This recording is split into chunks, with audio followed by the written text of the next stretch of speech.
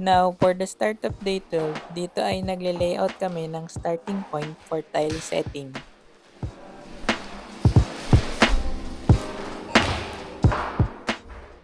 Makikita nyo na gumagamit kami ng laser para naka-level and nakaskwala yung tiles. And gagamit pa din kami ng tanse para mas madali makita yung line na susundan ng mga tiles.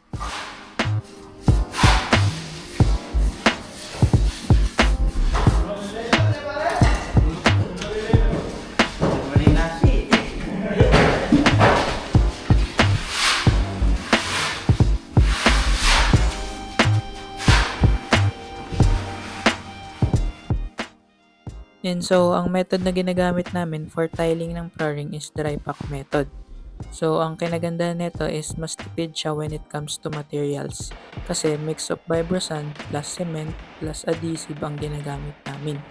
Unlike kung purong tile adhesive, syempre mas maraming tile adhesive ang kailangan, which of course, mas mahal. And especially sa ganitong finish ng slab na uneven and manipis, mas ideal talaga na mag-dry pack para kumapal yung slab and mas madali ma-even out yung finish ng tiles.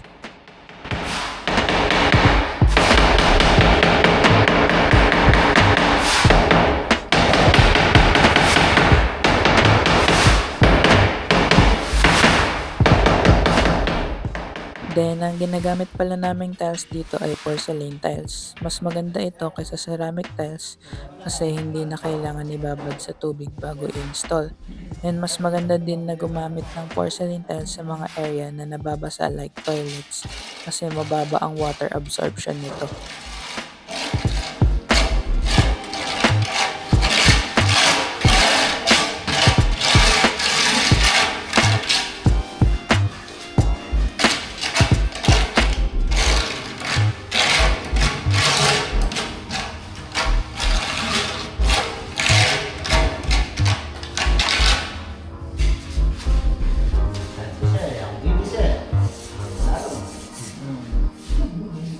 Luwan-luwan kasi anak na rin po.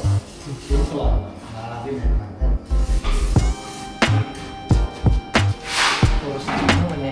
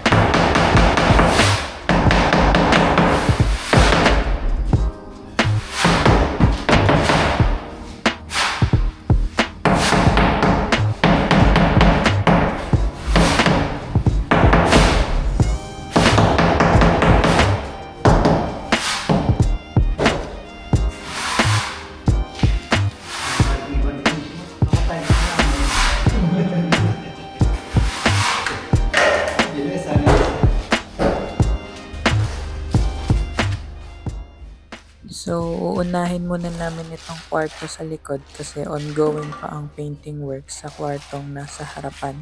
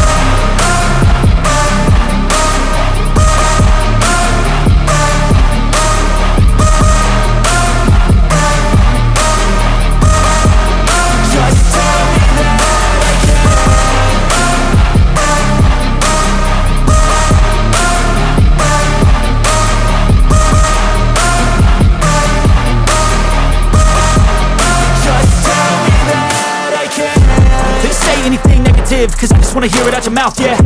Give me fuel, it's a tool that I use to go ahead and run my fucking mouth, yeah. I take shots, I take loss, I make shots, I miss lots. That's how you get big box, you get yachts, you swing lots and pop off a big shot. I ain't done chasing, got big dreams, bigger things, impatient. Who's at the top think they need replacement? Who's at the top think I'm gonna erase them? Face it, I don't give up quick, I don't give up shit, I won't give up this. Cause I know that I want it, know that I'm on it, I'll make it, I promise. You don't wanna fuck with me, a slow burn like a disease.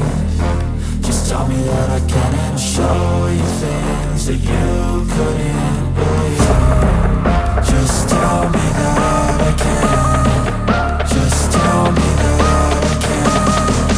Just tell me that I can. Just tell me that I can.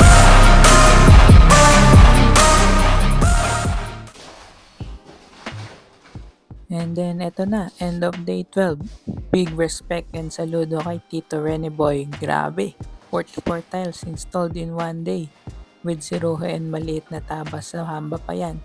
And syempre saludo din sa masisipag at maliliksing labor, Jonel and Pinsang Francis. And kay Tito JR sa pagbusisi sa pintura ng mga dingding at kisame ng Project Linnea. Oo nga pala, tugin pa lang. Igib tayo. And here at day 13, continue pa din sa pag-install ng tiles dito sa second floor and nagmamasilya naman ng ceiling sa ground floor.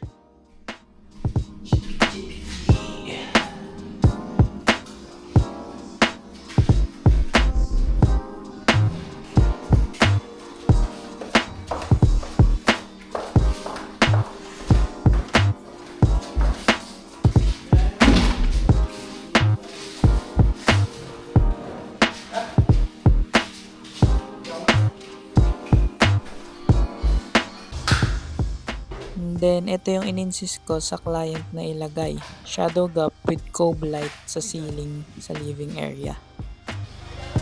So, if i-zoom natin, makikita na wavy yung finish ng biga. So, para mawala yung attention sa wavy na biga, is lalagyan natin siya ng straight na ceiling sa malapit para di mapansin yung alon ng biga.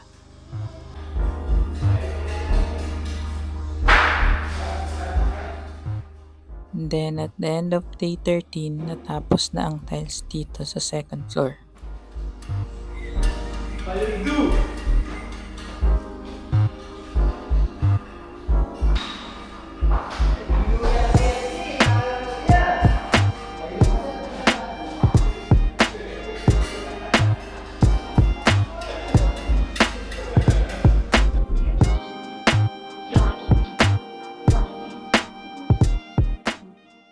So, for day 14 naman, after matapos ng tiling works, is lipat na sa major work dito sa baba, which simulan na ang pag-ukay ng pundasyon and putting tie beams and wall footings para sa magiging extension for new layout of kitchen, toilet, and an office sa ground floor.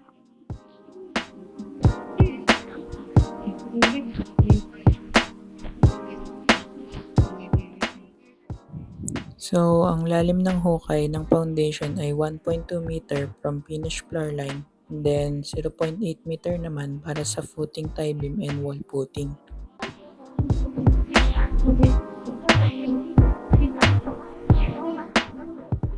Kaya malalim yung foundation nito ay naka-anticipate to for future upgrade ng second floor.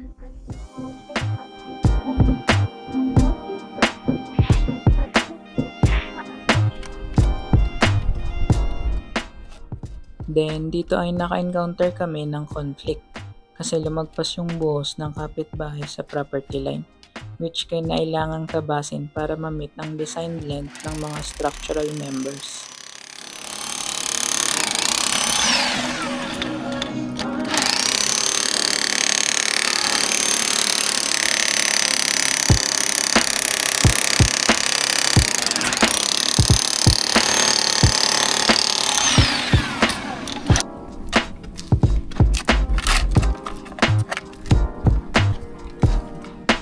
Patay na sino ba? Bulos. Ay, siya pa niya. Open. Ano ba na boss? Ano sila? Sumobra sa property line. Patay na to.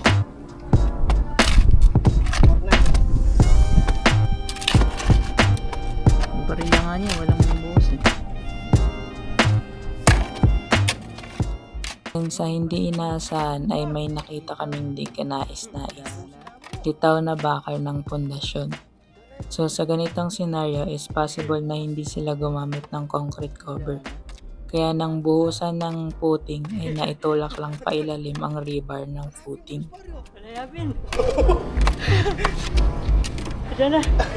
Tapos 12 lang ginamit. 12 lang oh. Ito na. Scammer, flood control. Na ghost project. Flood control. Tapos, ito po, ilang lang.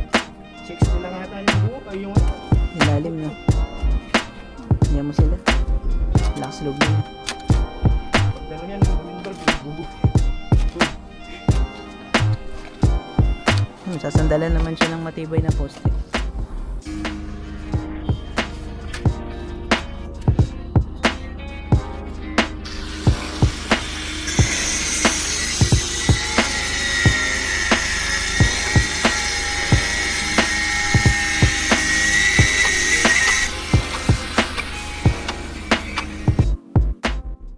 Ngayong araw din ay sinimulan na i-prepare ang mga bakal ng footing at ng poste.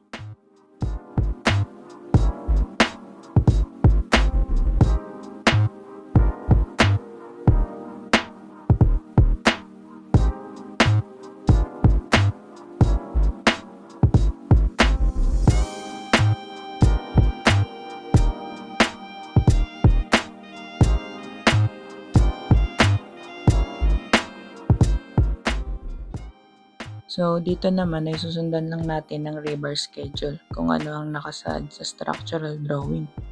6 na 12mm main bars and 10mm naman para sa mga stirrups.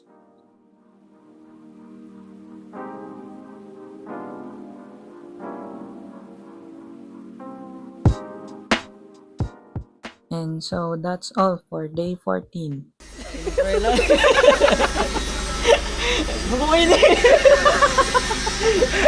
Ay, damo! Wala ko karga!